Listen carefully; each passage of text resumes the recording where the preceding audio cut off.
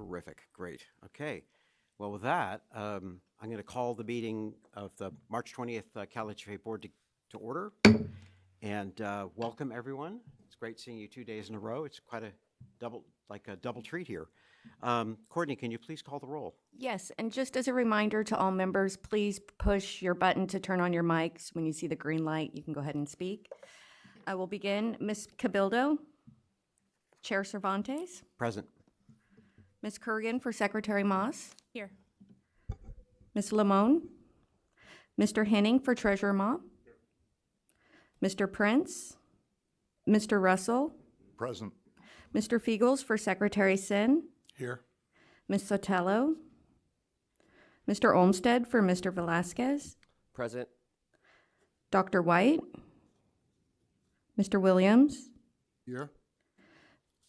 Mr. Acefa, Mr. Stevenshaw, Ms. Franklin. Here. Chair, we do have a quorum. That's great. Thank you very much. I'll move to the second agenda item, which is approval of the minutes from the last meeting, which was on February 20th. The minutes are in the package for your review. I'd like to see if there's any comments or changes to the minutes. And if not, I'll ask for a motion to approve. Thank you, Director Henning. Is there a second? Second. Thank you. So with that, our protocol is to approve the minutes as presented. So thank you all very much. And I think just to start us off here, I want to thank again Rebecca and the entire CalHFA staff for making, I think, a really productive, thoughtful session yesterday.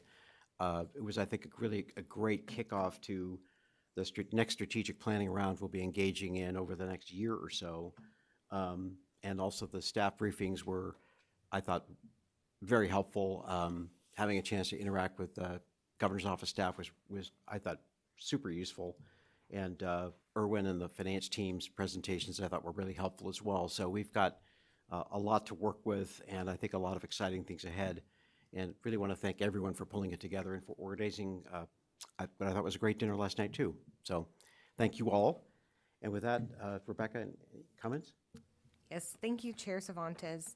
I think you did a great job at recapping yesterday. I think that we really appreciate all the engagement from the board, and we look forward to presenting more opportunities for the board to have more of a dialogue in the kind of education space of, CalHFA is very unique in that, we run basically kind of three very different tranches of programming. And so wanting to make sure the board members are educated on not only the market conditions, but kind of the infrastructures around those and kind of the different, as what the levers and drivers of the business. So again, this was a start of a conversation with this new strategic plan. We're really looking to have the board feel like the creators of those goals and those impact areas that we talked about, that higher level. Where do we want to be? We're celebrating 50 years. So where do we want to go the next 50 is kind of the theme we're working with. So as I kind of put together my comments and was reflecting between the last board meeting and now, which I must say feels like about 6 months, not 30 days or so, but I was just, and the conversations we had yesterday about all of the different moving things, the surprises that have come up since the beginning of the year, both, new needs arising simply overnight for California homeowners to, the administration changing and how that changes the dynamic of what we do, how we do, and kind of how we fund it, I guess, at the core. We're still my update today is full of executing new programs and reviving old programs and accomplishing great things and actually launching new innovative ideas that have come from, kind of the incubation and innovation thoughts of this board. And I'm just so proud of the team and all of the work that we're doing in the midst of being agile and flexible and meeting current needs. We're still executing at a really high level. And I just want to celebrate the staff in this moment of, at the end of the day, we are mission and vision focused, and we're here to help Californians find a safe and wonderful place to call home. And we're still focused on that every single day, no matter what's happening around us. So to give in a little bit more meat to these updates that I keep alluding to, I want to start with our mortgage assistance program that we obviously presented to the board last month. The governor had released a proposal for the board to consider very quickly before the meeting, and we were able to, and we appreciate the board's flexibility on reviewing that resolution. We come up with a name. It's Cal Access Mortgage Fund. So we're going to be starting to kind of get into the weeds of that program, kind of looking into being able to launch as quickly as possible. As you will hear in item 12 today, we are requesting a slight modification to the resolution that we presented last month. That's just based on information we had gotten with our kind of state partners in the disaster space, working very closely with HCD. We thank them for, they have a lot on their plate, and taking time to help us is so immensely valuable to the success of this program, as well as CalOES.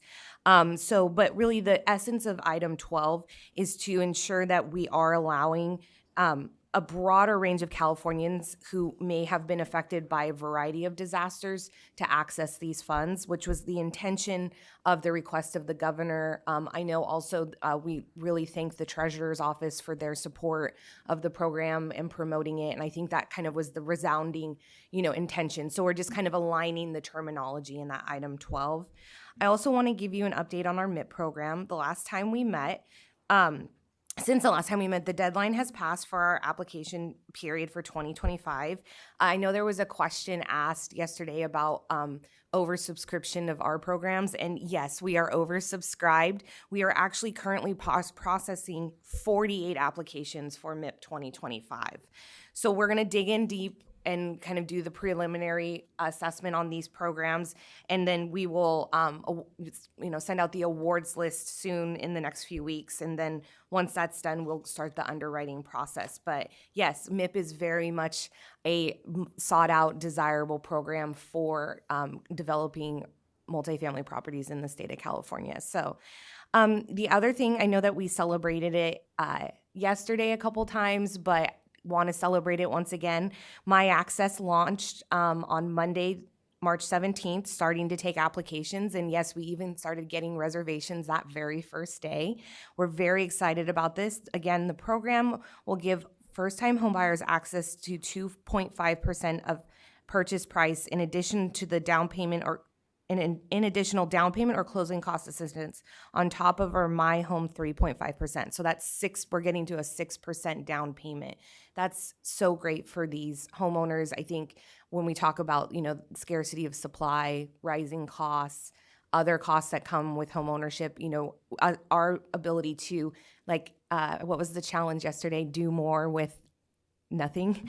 We did more with nothing. This is doing more with nothing in that sense. As part of the launch of this program, though, CalHFA issued $50 million in bonds on March 11th.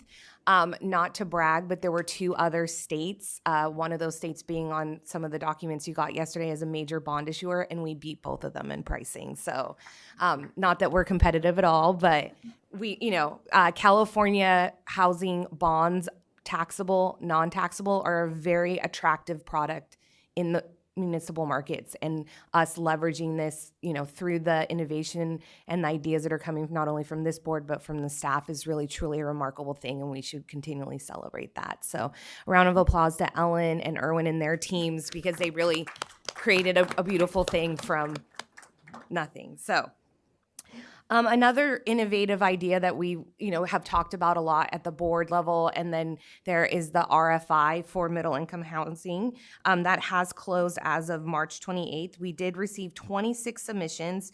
We're currently reviewing those submissions, and we will come back to the board or the New Opportunities Committee in about May or June with a more robust update. But this was a request for information. So it was a learning activity of what's out there, what could we do, and then we will form next steps kind of based on that information that was provided. But again, we will be bringing that information in great detail to the board, because I know a lot of board members are very interested in that.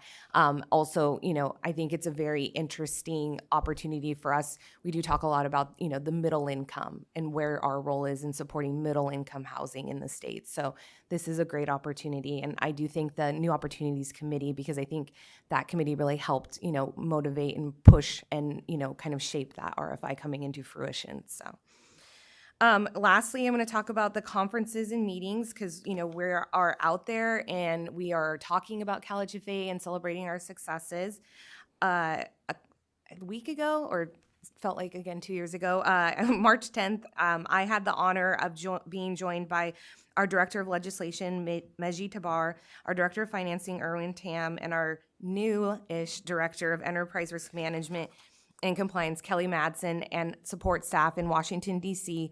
for the NCSJ Legislative Conference. We were also lucky to be joined by Ms. Wyant from CIDLAC and TCAC that we were able to kind of present California's needs kind of in a collective on the LIHTC and whatnot. We had a record-breaking 15 meetings this year. I've been 3 years, I think, and most of the time we're averaging about 7. We had a lot of engagement across both sides of the aisle. We met with a lot of different offices. I think really what came clear to me was housing. The lack of affordable housing is a bipartisan issue, and everyone is recognizing that in the state, no matter where your political ideologies align. Also, very clear, we were talking about the need for the disaster support, the funding that has been requested by our administration, and how that is essential to rebuild. We unfortunately have some case studies in the Camp Fire and Paradise, also in the Reading area, that we can leverage and say, we need this funding, we need the disaster credits for housing. This is really the fast track to be able to replace the units that are lost for these people. We want them to see their old community as their current community. We want them to stay in the state and live here and be, Californians forever. So, we got a lot of very good, productive conversations about that. I think that we will continue to have those conversations. We work very closely with our partners at the administration as well as an agency to, just make sure that we're all communicating what the realities of some of these federal changes are, not only in our operations, but also in our efforts to rebuild after these major disasters. Also, to not end on a sad note, I guess, I was able to join our Director of Multifamily Programs, Stephanie McFadden, as well as Member Russell at Housing California Conference this year in Sacramento in early March. I will say Stephanie's like a celebrity there. So if you ever want to feel like, like Entourage, she's just, hi. So that was really fun. I got to walk around with her and pretend like I knew people. So that was fun for me. But we did have a lot of really good conversations. We had a booth. Our staff was there engaging. Our loan officer, Kevin Brown, is also a micro celebrity at that conference. So if you ever want to see his work in action, it's quite impressive. So, but I think that, and also what struck me was at the booth, there were CalHFA employees of times past coming and visiting, wanting to know how we are, wanting to see the progress we've made. And it just was very wonderful to see the culture of CalHFA still stemming out, not in our current culture and everyone that's working right now, but also just the larger ecosystem that we've created as people have kind of left our agency and gone into different parts of the industry, but people coming back and still representing the values and wanting to see us be successful in executing our mission. The last thing I have is that we did have a staff event as part of our 50th anniversary celebrations. We were actually at the Crocker Museum down the street from here, and we did have a presentation about the origins of CalHFA. We did a roundtable discussion with some of the directors on the future of the agency. We had a giant group picture, and we will show you that when that comes to light. And we got these really fun, I like the blue, the hoodies. So also, we talk about Chris Sarr a lot. He helps me with my talking points, and he wants me to say that it was thanks to him and him alone for putting this event on all by himself. So for the record, yay, Chris. I think it was actually the entire marketing and communications division. He'll have some team building to come when he comes back in the office. But I know that was a lot to report, but we're doing a lot of great things I'm very excited about. So I will turn it back over to Chair Cervantes. Thank you very much. You've been a busy, productive month. Thank you. And I think this meeting will likely may set the record for a number of resolutions we're going to go through. So we'll have to hang on to that. So as a lead into that, let me move to item 4, which is an update from the Audit and Risk Management Committee, and Director White will walk us through that. Yeah, thanks, Chair Savante and board members. The Audit and Risk Management Committee met on February 20th. At the September meeting, Mandy Merchant and Liz Richardson, our independent auditors, provided the committee with an overview of our audit results.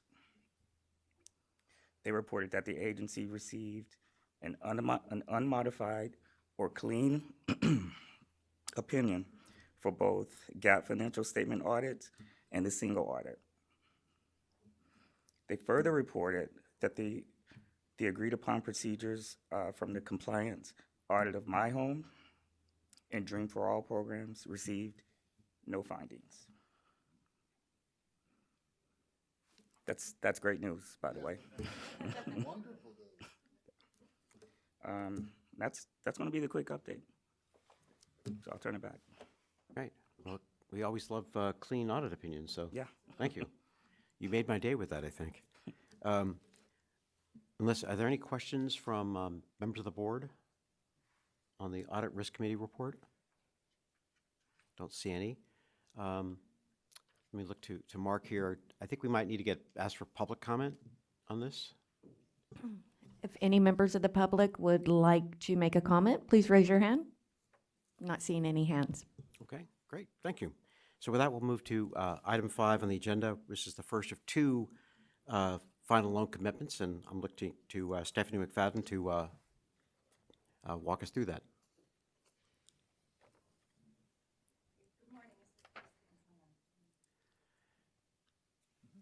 Is that on? Okay, great. Good morning. Before I start, I would like to introduce you again to Steve Gallagher.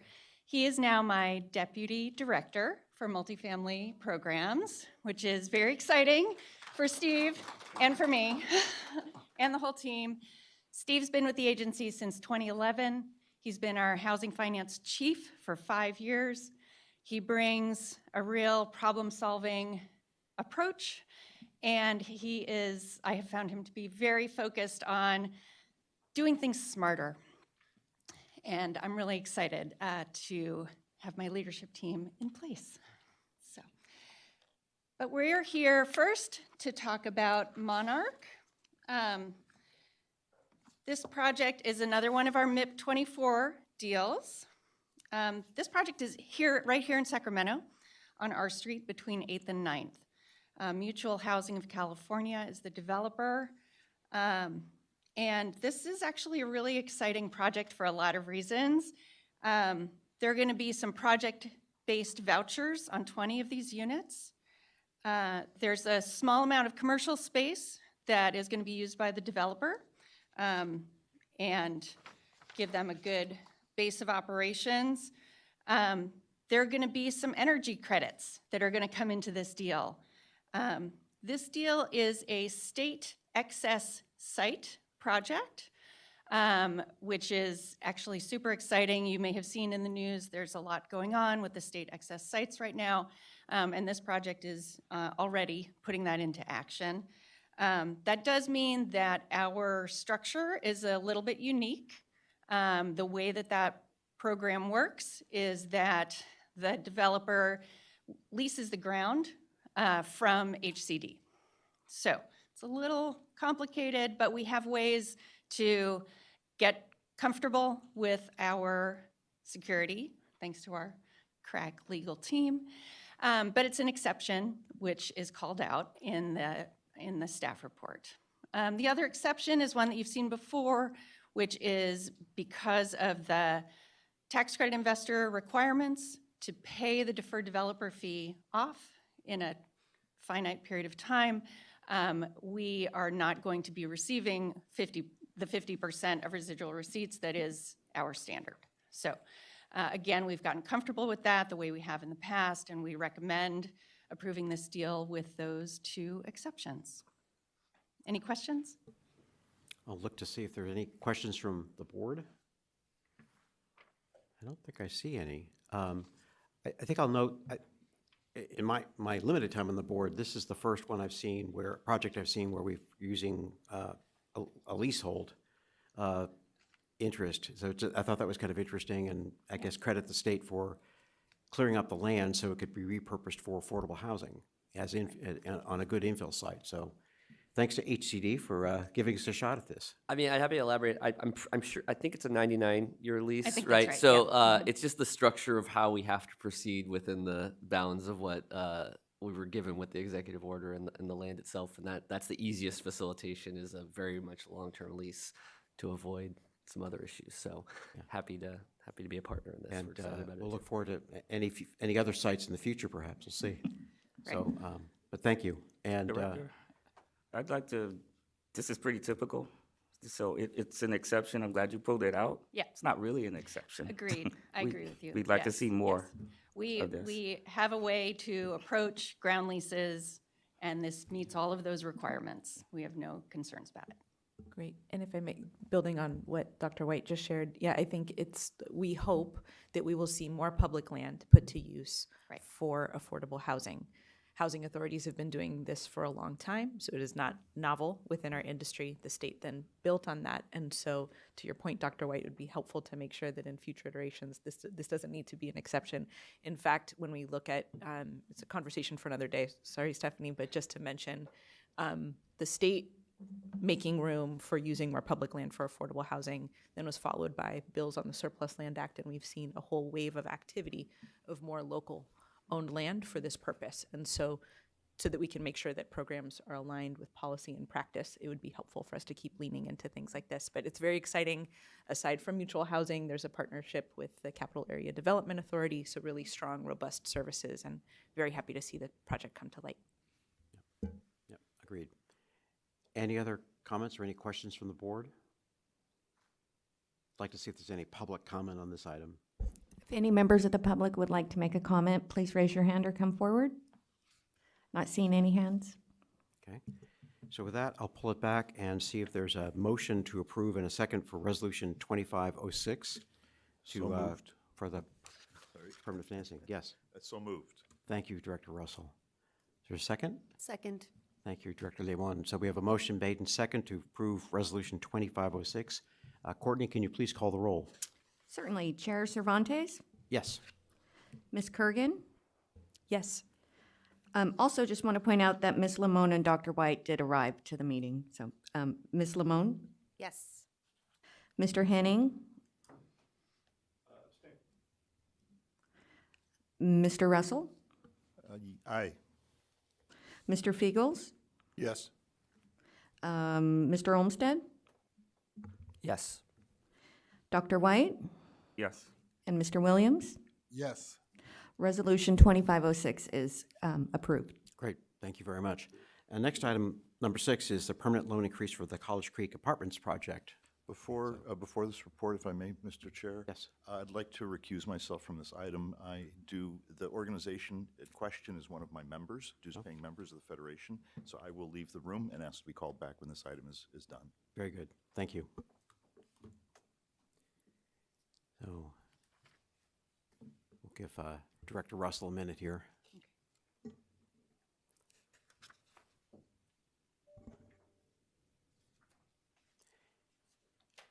Okay, with that, please proceed. Great, thank you.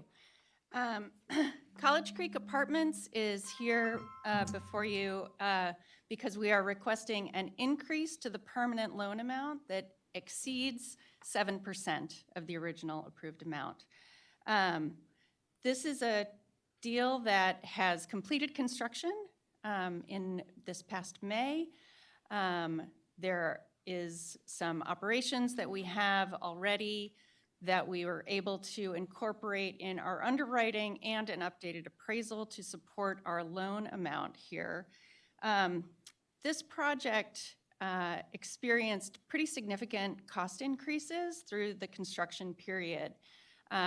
Those were related to some COVID-era impacts like cost increases, labor shortages, delays, I understand there were some PG&E inspection-related delays. And at the same time, the construction loan was a variable rate loan, was underwritten assuming about a 3.25% interest rate, when in fact they're paying closer to 7%.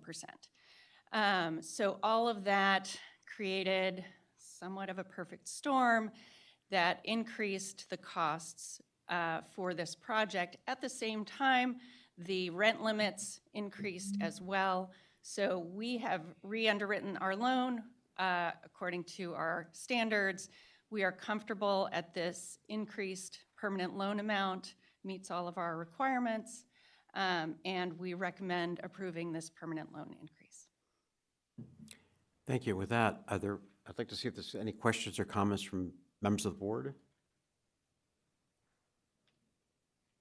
So so we've got basically an $11 million gap. We're coming up with this increase in just over half of that, and there's other sources that are, Tax credit equity is primary, Yep. right? Because it increases basis, which allows the equity to increase as well. right?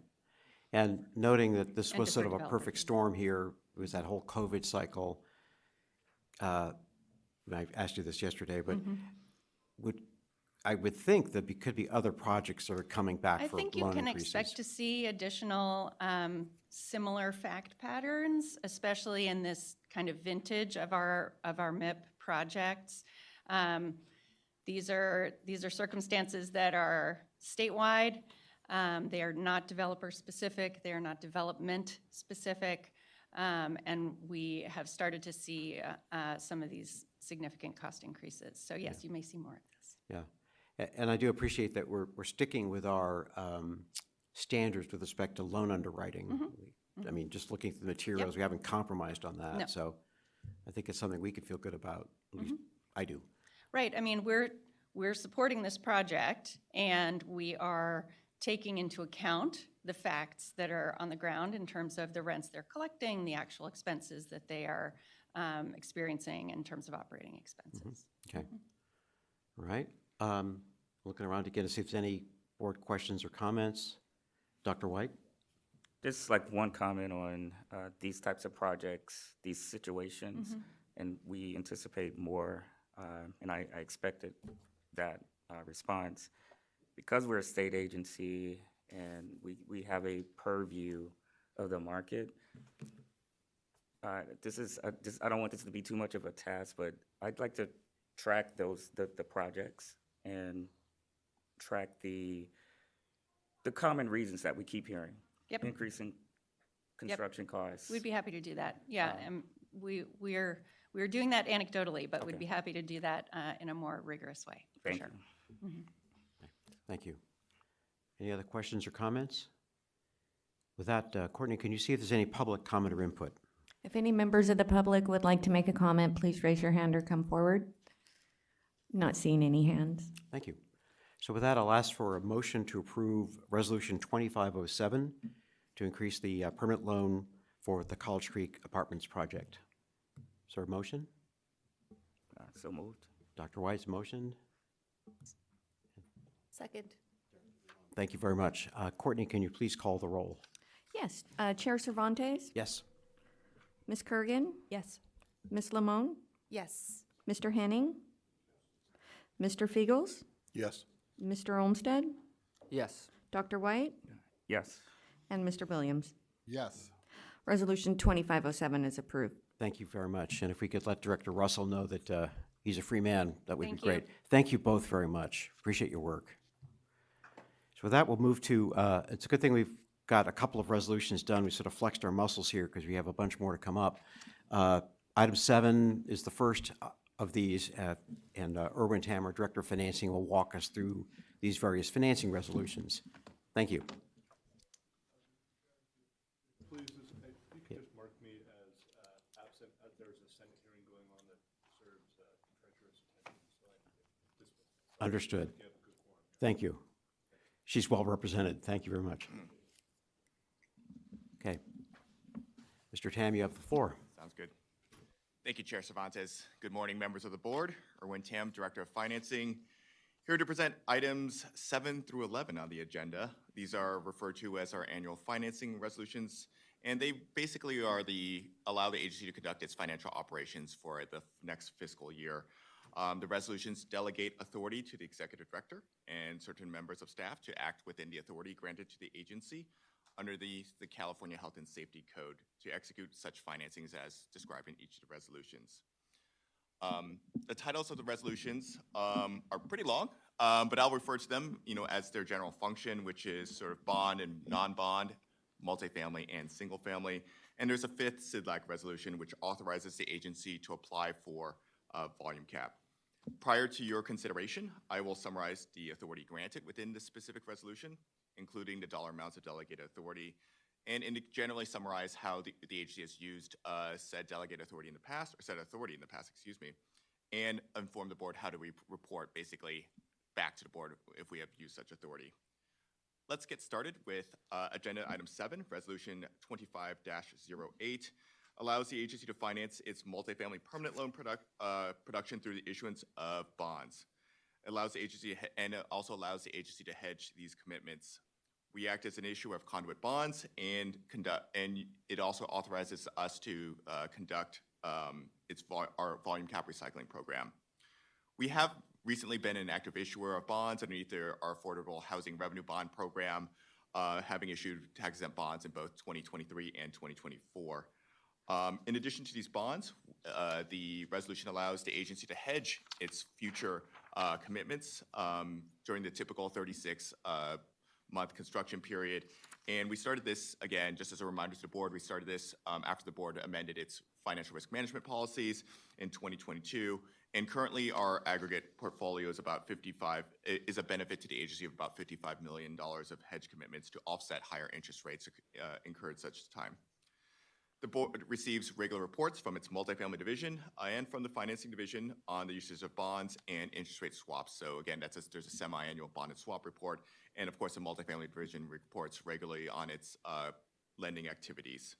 In addition, the board has received a notice of issuance of a preliminary official statement. And after each issuance of bonds, we do a summary to the board, typically written. But again, we've had good news to deliver in the past, so we've done a little bit of a presentation. We recommend approval of resolution 25-08. I am available to answer any questions. Thank you, Mr. Tam. Are there any questions regarding this item and resolution 2508? I don't see any, and this is just the basic practice that keeps us going to stay in the financial market, so it's a good thing. Thank you. Courtney, can you see if there's any public comment or questions on this item? If any members of the public would like to make a comment, please raise your hand or come forward. Not seeing any hands. Thank you.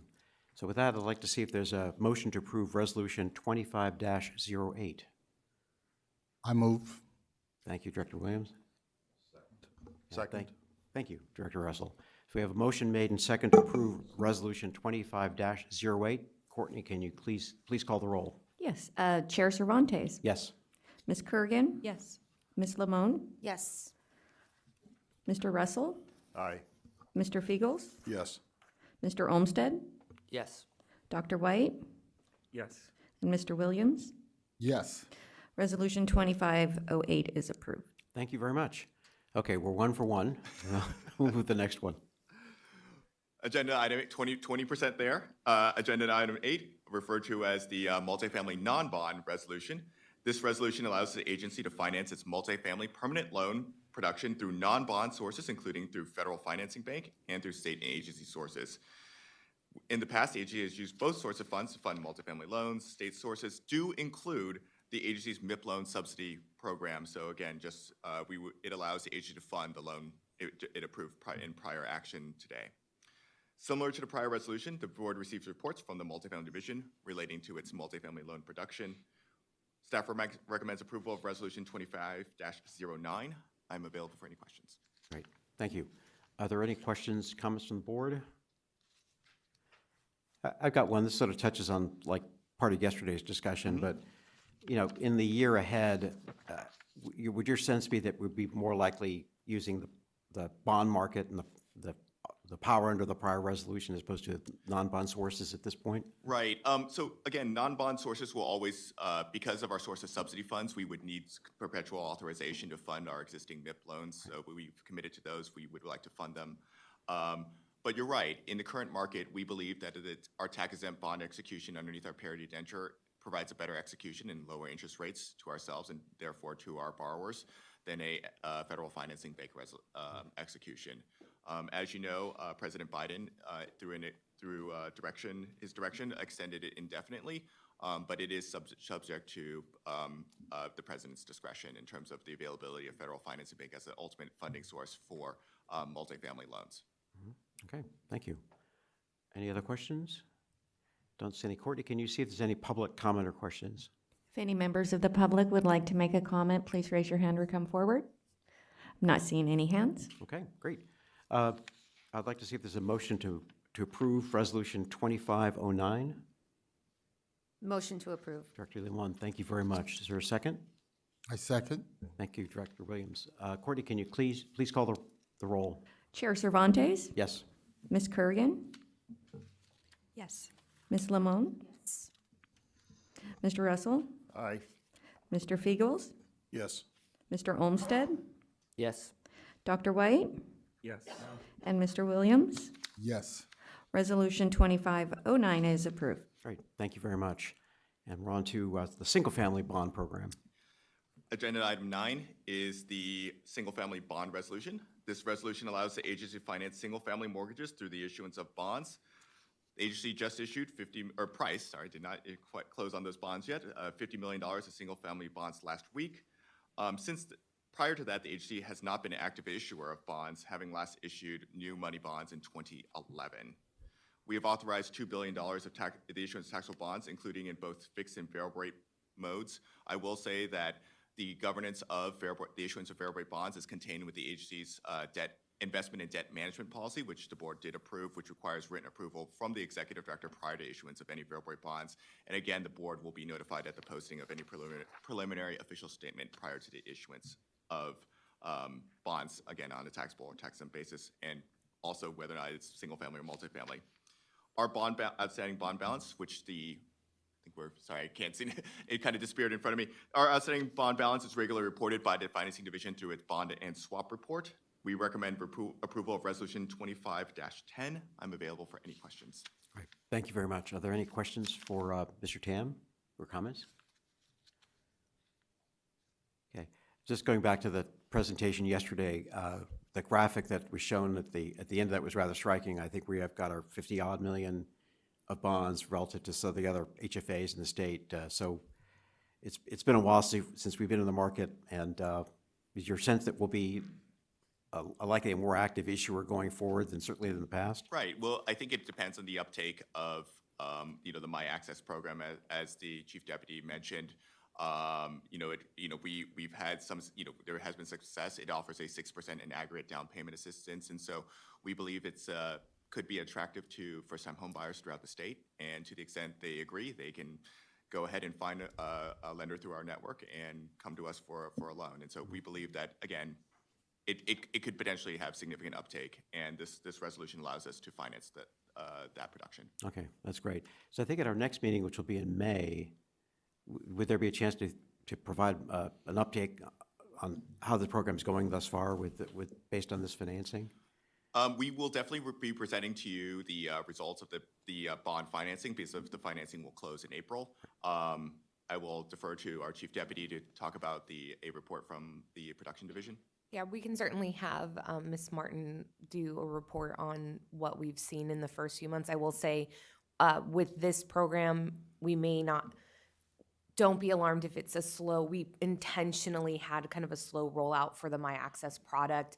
There's a lot of internal operational things that, it's not easy to create something out of nothing. I'm just going to keep saying that. So there's a lot of moving parts. While we get to celebrate this great success, it's been an extreme effort on our single family team as well as our financing team to coordinate kind of this whole, from reservation to aggregation to bond sales. So I do think that we can come back with some sort of report, just setting expectation that, and don't be alarmed if it's not an overwhelming, like we're oversubscribed. That was intentional. We needed to make sure all the ducks were in a row. So Thanks. I think there's a lot of proof of concept here, so I get that.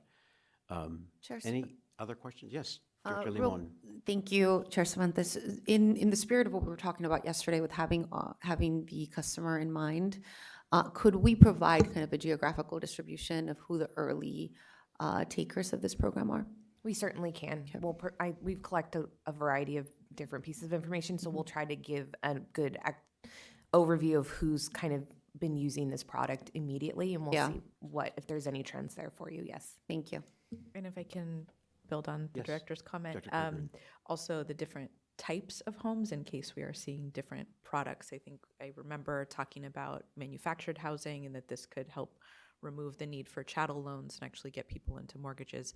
Not saying that that is an absolute need for an outcome, but would just be interesting to see if there's uptake there, especially in light of rebuilding and recovery in Los Angeles. We are seeing people talk more about modular homes as potentially part of the solution for their rebuild, either for an accessory dwelling unit or for their first home. So it'd be great to have an ongoing report out on how this is going. Thanks. Okay, that's good. Yeah, it's been 14 years since we've been in the market, so it's Yeah. just sort of like some muscle mass we need to build up here, so. That's right. I Great. think that was what the chief deputy was alluding to, that, we used to have this capability, and we used to exercise it quite a lot, and we're building it back again. Great. Okay, any last questions from the board? With that, I'll ask to see if there's any public comment or questions. If any members of the public would like to make a comment, please come forward. No. Okay, thank you. Then I'll look for a motion to approve Resolution 25-10. I'll move approval of Resolution 25-10. Thank you, Director Russell. Is there a second? Second? Dr. White, thank you. Courtney, can you please call the roll? Certainly. Chair Cervantes? Yes. Ms. Kurgan? Yes. Ms. Limon? Yes. Mr. Russell? Aye. Mr. Fiegels? Yes. Mr. Olmsted? Yes. Dr. White? Yes. And Mr. Williams? Yes. Resolution 25-10 is approved. That's great. Thank you very much. So I think we're at the halfway point on the resolution, so we'll press on. 60% there, I guess. So a little bit past half, we're on agenda item 10, commonly referred to as the single-family non-bond resolution, which allows the agency to finance its single-family mortgages through non-bond sources such as the TBA market. As this is currently the primary method of financing our single-family production, there is no limit for this amount. This resolution does not allow the agency to hold whole loans other than previously authorized by the board for the SR 710 project. Staff recommends approval of Resolution 25-11. I will now take any questions. Great, thank you very much. Any questions or comments from the board? And this time I don't have any. I'm looking around. Courtney, can you see if there's any public comment or question? If any members of the public would like to make a comment, please raise your hand. Come forward. No. Seeing any. Okay. So with that, I'd like to see if there's a motion to approve Resolution 25-11. I move. Thank you, Director Williams. Is there a second? Second. Director Limon, thank you very much. Courtney, can you please call the roll? Chair Cervantes? Yes. Ms. Kurgan? Yes. Ms. Limon? Yes. Mr. Russell? Aye. Mr. Fiegels? Yes. Mr. Olmsted? Yes. Dr. White? Yes. Mr. Williams? Yes. Resolution 25-11 is approved. Thank you very much. Okay, we're on to item 11, and I think we're throwing a shutout here, so please take us home. Great.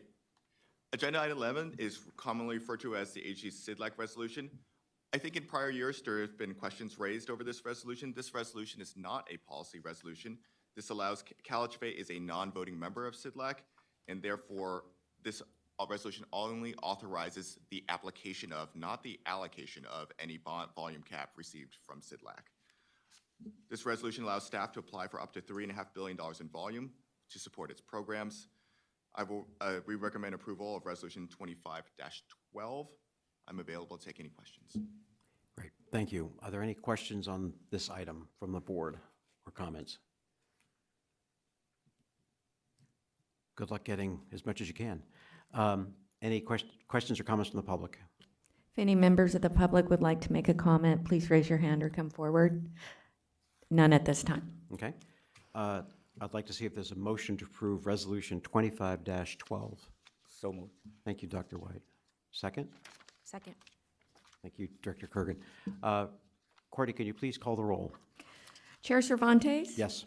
Ms. Kurgan? Yes. Yes. Mr. Russell? Aye. Mr. Fiegels? Yes. Mr. Olmsted? Yes. Dr. White? Yes. And Mr. Williams? Yes. Resolution 25-12 is approved. Terrific. Thank you so much. Appreciate it. And with that, we'll move to item 12, which is to amend and restate the definition of disaster from our prior resolution 2505. And our Chief Deputy, Rebecca Franklin, will walk us through this. Good morning, Rebecca Franklin, Chief Deputy Director, among other things sometimes. So as I said in my executive director comments, this is really just restating the definition of disaster. So in the original proposal, or kind of the higher level intention of the governor's office when they released the press release and the proposal, was to not have this relief program just be segmented to the immediate disasters that had happened in January of this year, but to recognize that there's been a multitude of disasters that have affected California homeowners across the state over the last couple of years. And so we did our best trying to get to the board as quickly as we could. Not perfect. And again, once we've learned kind of what the real terminology was, we wanted to make sure that the board resolution and the board itself was comfortable with the actual legal language. So essentially what we're requesting in this resolution is that to remove the presidentially declared disasters terminology and replace it with state of emergency proclamation by the governor or a major disaster declaration approved by the president. And that's between January 1, 2023 and January 8th, 2025 inclusive. So I'm happy to take any questions. I know that this kind of came out very quickly last month. If there are any other questions beyond this definition, I'm happy to take them as well at this time, wanting to make sure the board feels informed and comfortable and assured that we're executing the governor's proposal accurately, but also the intention of this board as well. Thank you, Chief Deputy Director Franklin. Are there any questions or comments on this item? If I may, Chair? Yes, please, Director Yes, Kurgan. I think I remember suggesting presidentially declared disaster, so I don't mind being corrected in that regard. But we wanted to also not, I think what we were controlling for at the last board meeting was not saying natural disasters, so that we weren't so inclusive that it could be anything, right? So in an effort for specificity, wanted to make sure that we at least got the presidentially declared disasters. It sounds like this will allow us to be more expansive, not only in certain parts of the state, but actually hit that January 1st, 2023 date, which is not changing through this resolution. Correct. So then just to make sure that there's more geographies and more survivors who would be included. So I'm sure you'll come back at some point to tell us kind of how that's going and who you're hearing from once the application portal opens. Absolutely. We intend to come back to the board with the full program design. We're trying to launch in early June, so probably we will target the May meeting to give, so our next meeting to give a little bit more of a robust design for that. And then as well as any updates the board would love, we would love to provide those in whatever frequency the board desires. Yeah. Other questions? Yeah, I know we were wordsmithing this at the last meeting, so it's good to cross the Ts and dot the Is in this and get it right, so thank you. And speaking of yesterday, we appreciate the board's demonstrated flexibility and creativity in the last board meeting on that. Yeah. Okay. I don't see any other hands raised. Courtney, can you see if there's any public comment or question on this item? If any members of the public would like to make a comment, please raise your hand or come forward. There's none at this time. Okay, thank you. So with that, I'd like to see if there's a motion to approve Resolution 25-13. Motion to approve. Thank you, Director Limon. Is there a second? Second. Thank you, Director Kurgan. Courtney, can you please call the roll? Chair Cervantes? Yes. Ms. Kurgan? Yes. Ms. Limon? Yes.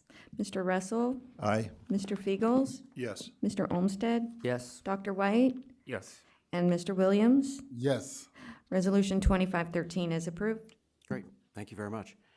And with that, we're on item 13, which is informational written reports. They're in the package.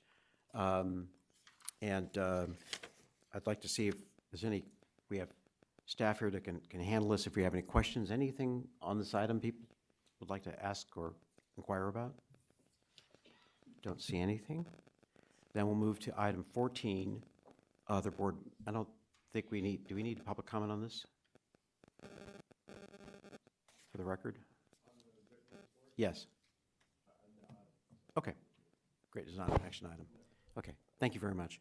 Item 14 is just other board matters, and we've been kind of noting different items that the board would like follow-up on some of the prior items, and I think Courtney's tracking those. Are there any additional items, like for future agenda, that board members would like to make sure we address or bring up? We've got a lot from our session yesterday, I know, but I'd like to see if there's anything that individuals would like us to sort of be working through in a subsequent meeting. Director Russell? It probably doesn't need to be repeated, but at this moment, the BCSH discussion of the reorganization of the housing agency is taking place at the Capitol. So obviously, we'll look forward to a report and discussion on what those implications are. Certainly will. Thank you. May I clarify too, that this is a budget hearing that's going on and not the full presentation to the Little Hoover Commission. But yes, I think it will time nicely in future meetings Okay. to share an update, absolutely, and we'll be happy to. Thank you, Director Thank you, Curran. Chair. That would be great. Other items? Don't see any. Then with that, we're on item 15, which is just public comment on any item not on the agenda. Courtney, can you see if there's anyone who's like any input? If any members of the public would like to make a comment, please raise your hand or come forward. None at this time. Thank you. Well, with that, we're at the last item, which is adjournment. Thank you all. And I think we may have set a record here for not just resolutions, but time. And my recollection is we do not have a meeting in April. We'll probably have, That is correct. We are not going forward. so we'll likely have a pretty full meeting in May, and I look forward to seeing you all then. So with that, meeting adjourned.